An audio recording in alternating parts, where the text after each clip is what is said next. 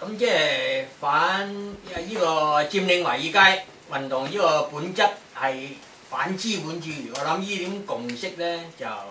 應該都冇乜話懷疑㗎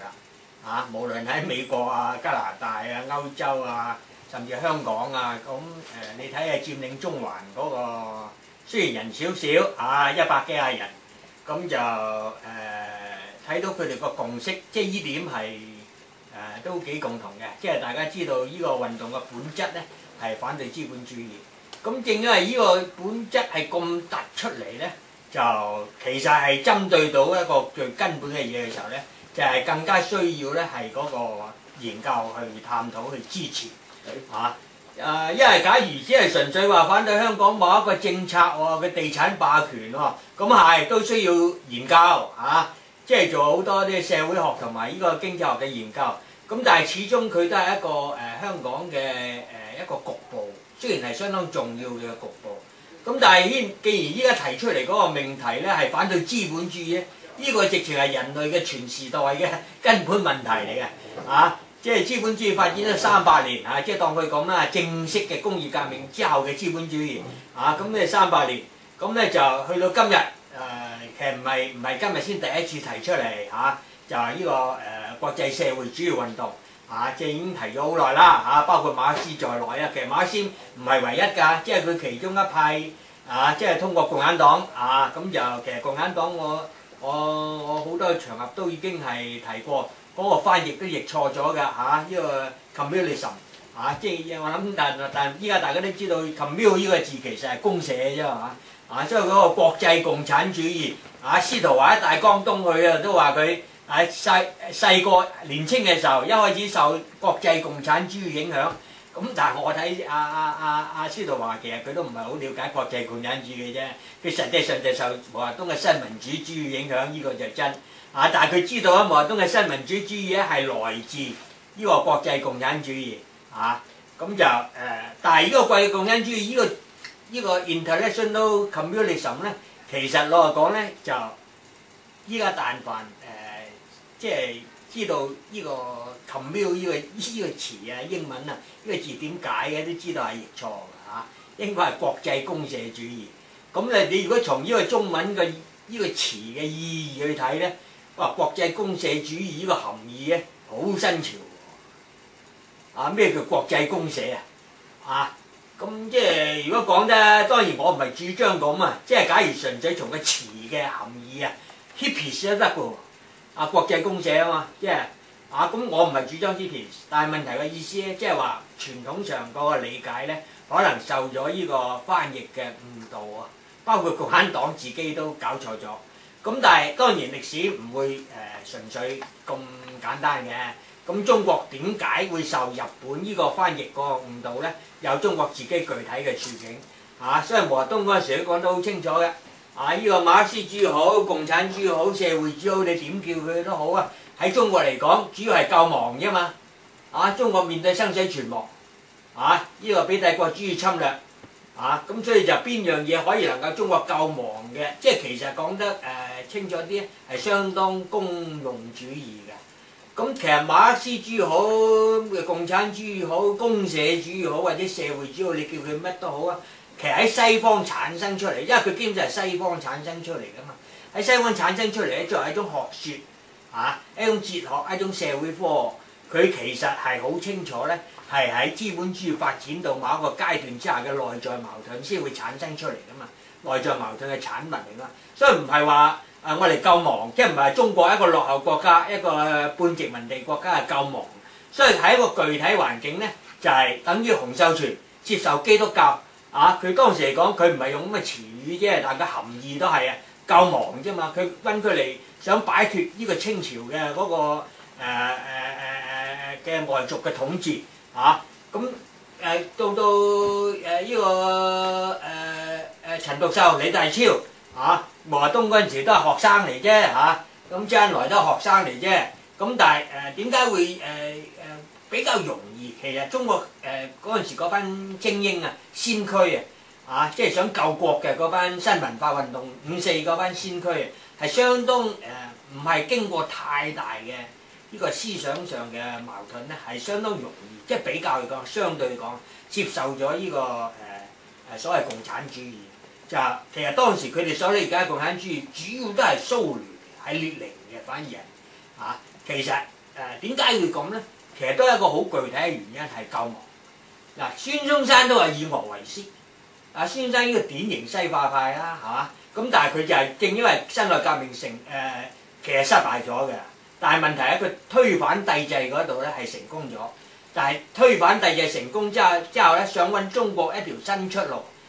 一個救國救亡嘅出路咧，其實係失敗咗嘅，所以佢先至會搞呢個中華革命黨啊嘛，就係想集權咯，因為知道中國一盤散沙啊嘛，中國咁大人咁多小農經濟一盤散沙，所以就知道要重新建立一個革命嘅集權體制。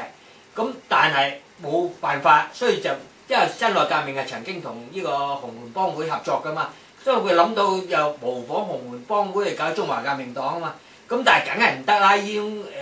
好老土嘅形式啦，即係可以咁講啦，唔能夠解決呢個現代化嘅問題咧。所以就俄國十月革命就呢個列寧嗰個模式，佢一睇就係集權啦。當然喺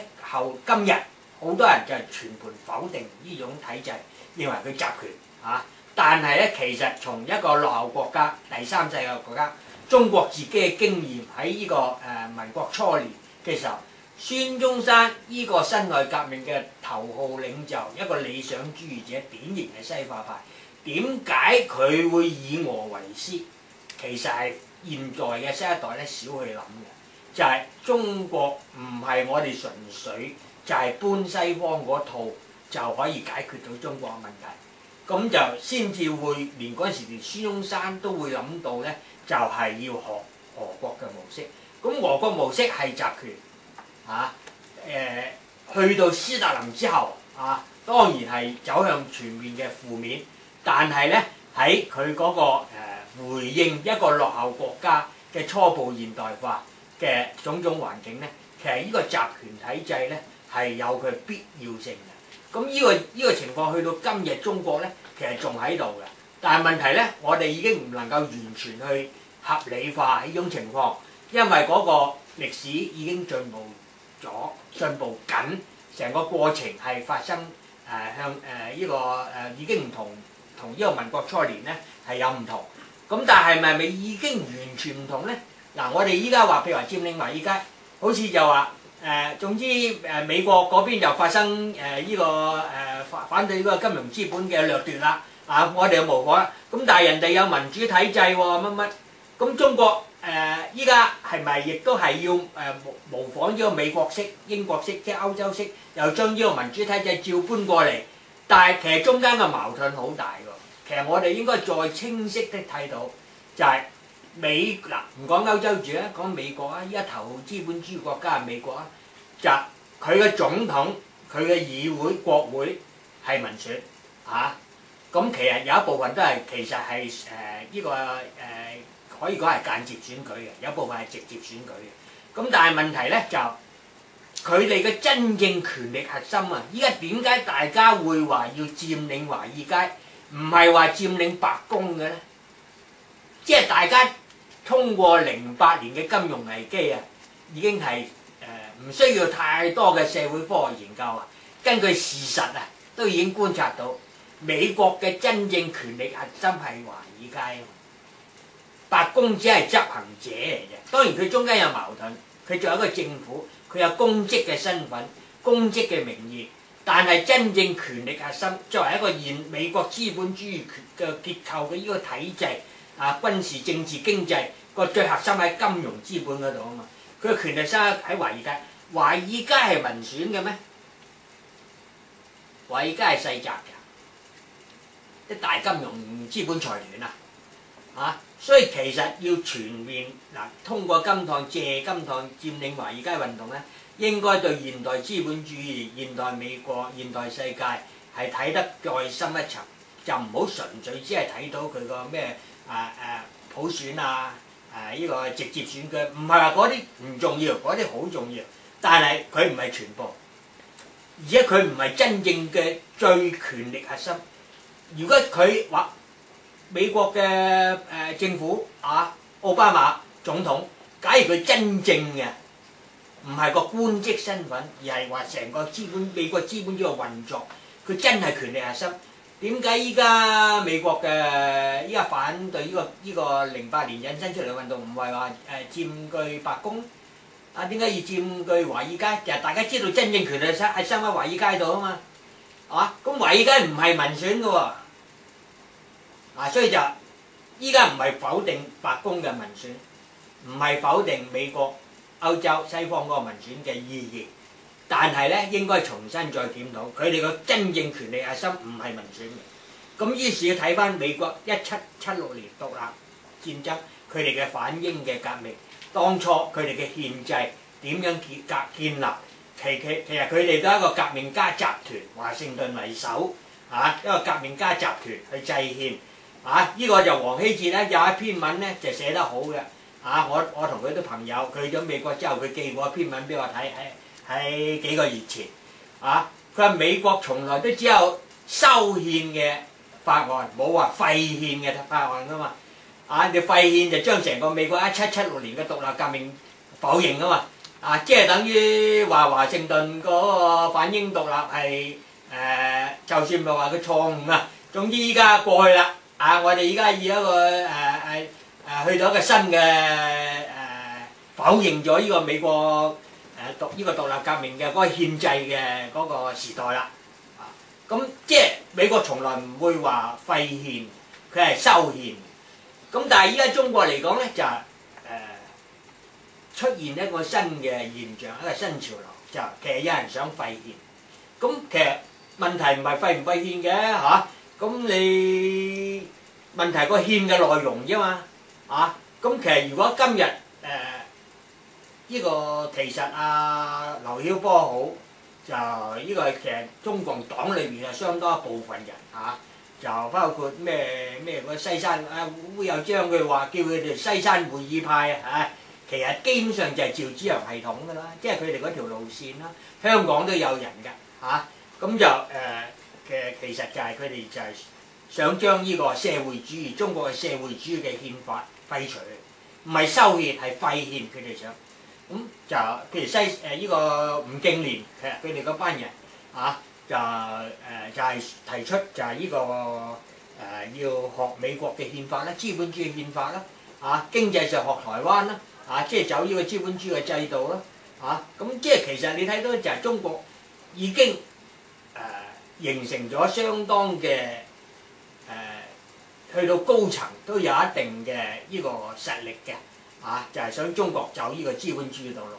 咁如果我哋從反對華爾街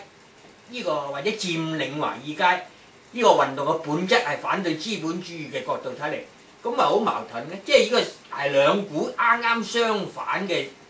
歷史嘅流向嚟㗎。即係佔據華爾街本質係反對資本主義，反對美國為首嘅呢個金融寡頭嘅資本嘅掠奪呢個世界。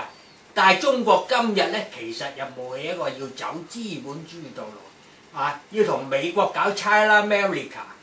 其實依附美國咁嘅一種